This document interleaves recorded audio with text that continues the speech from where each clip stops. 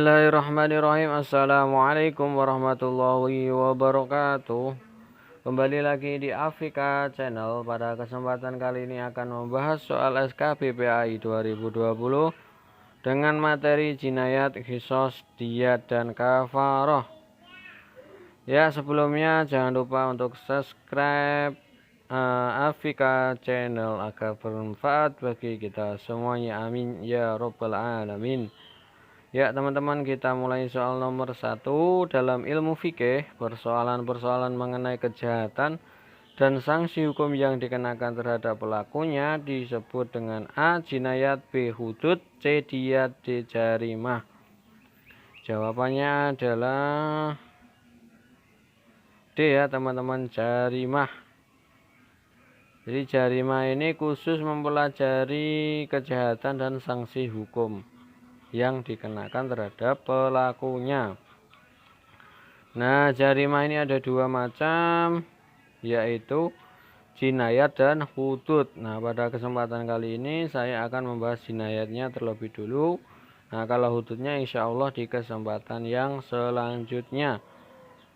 Selanjutnya soal nomor 2, pembahasan mengenai tindak kejahatan pembunuhan dan penganiayaan serta sanksi hukumnya disebut dengan A. Jinayat, B. Hudud, C. Diyat, D. Jarimah.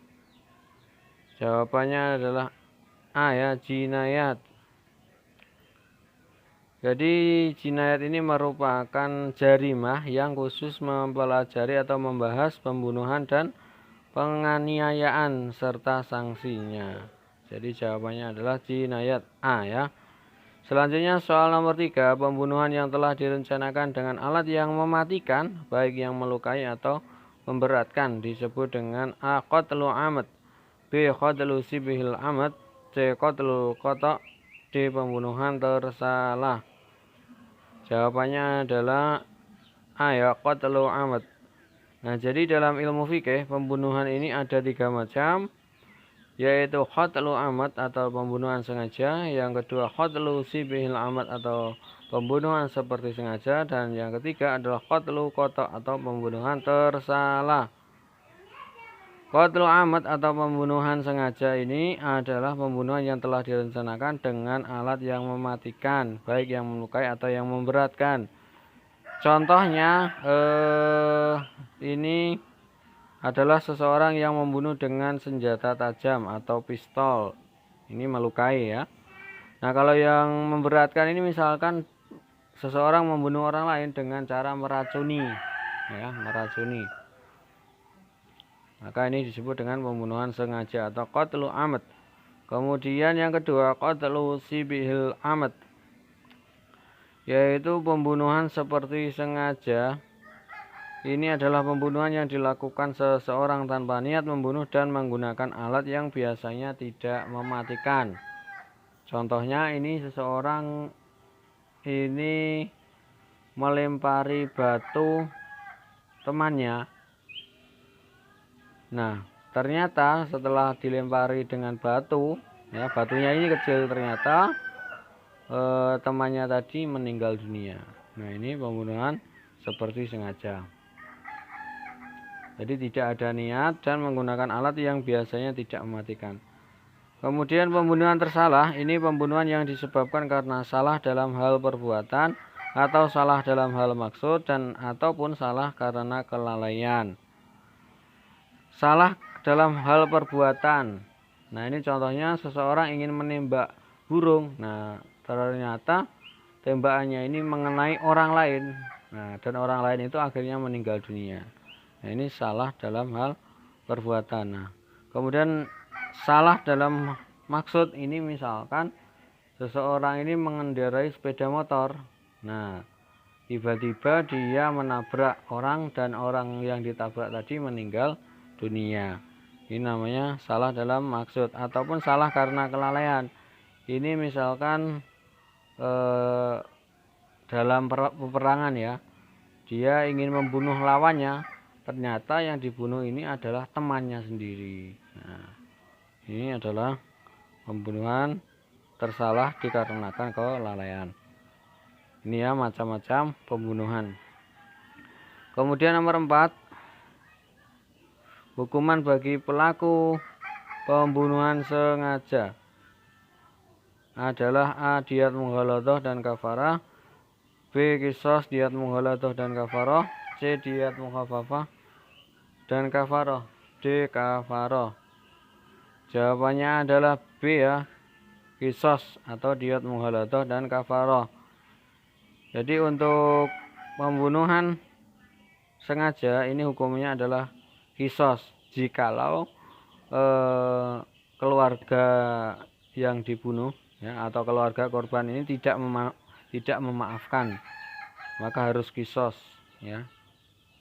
Tetapi kalau keluarganya memaafkan, maka tidak berlaku qisas tapi diyat mughaladhah dan kafarah.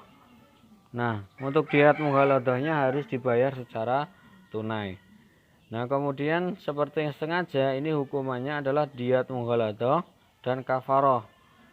Nah, bedanya dengan pembunuhan sengaja, ini kalau pembunuhan seperti sengaja, diyat mughaladhahnya bisa dicicil selama 3 tahap atau 3 tahun ya. Kemudian yang ketiga adalah hukuman bagi pembunuhan tersalah adalah diyat mukhafafah dan kafarah. Ini ya. Jadi hukuman bagi pelaku pembunuhan sengaja adalah qisas, diyat mughaladhah dan kafarah.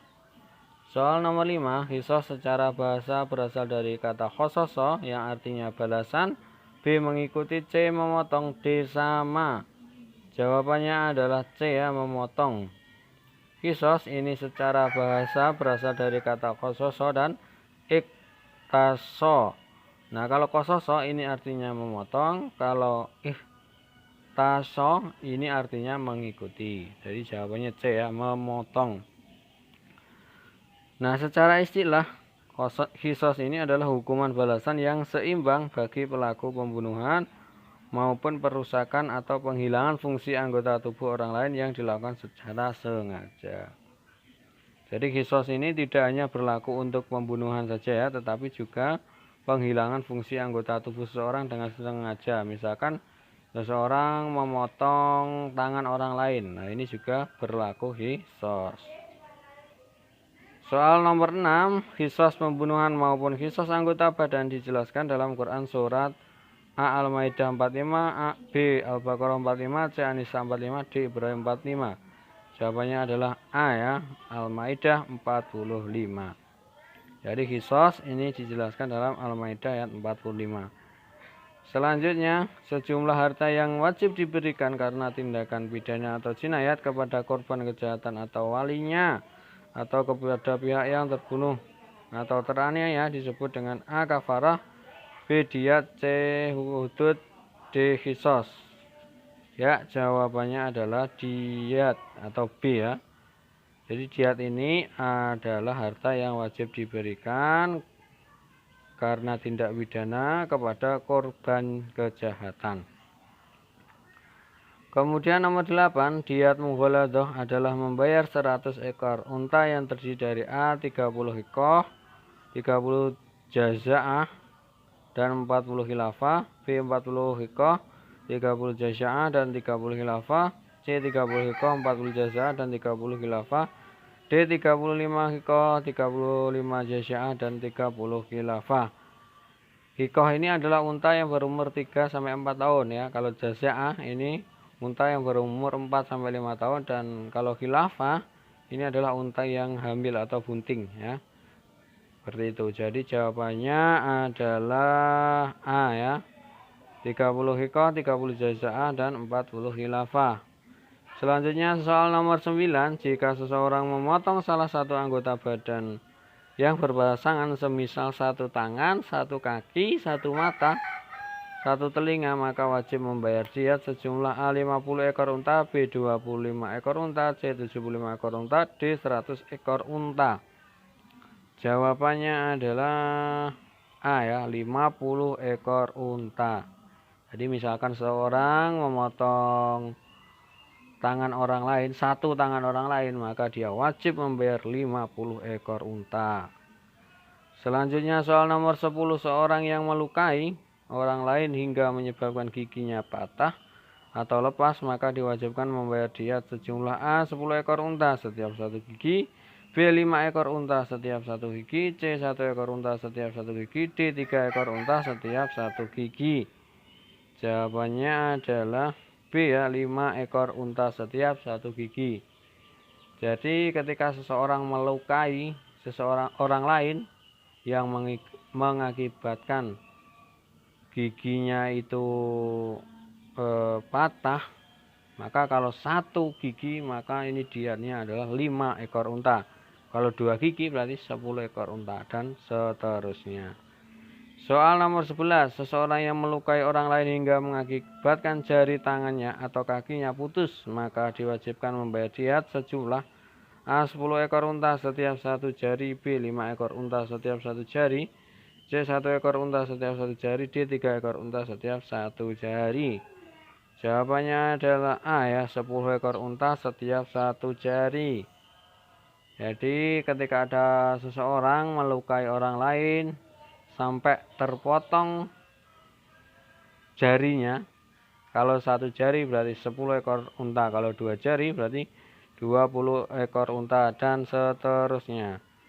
Selanjutnya soal nomor 12, denda yang harus dibayar karena melanggar larangan Allah atau melanggar janji disebut A kafaroh, B diat, C hudud, D qisas.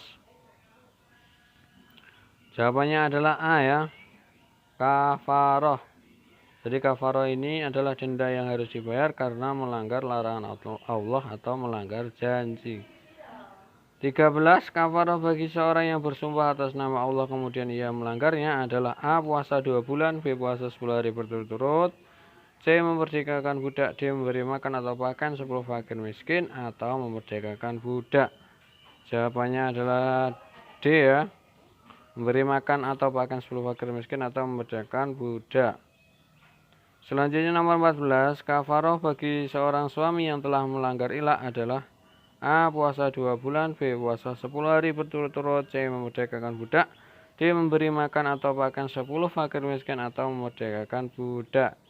Jawabannya adalah D ya, kafaroh bagi seorang suami yang telah melanggar ilah adalah memberi makan atau pakaian 10 fakir miskin atau memerdekakan budak. Jadi sama dengan kafaroh yang melanggar sumpah tadi.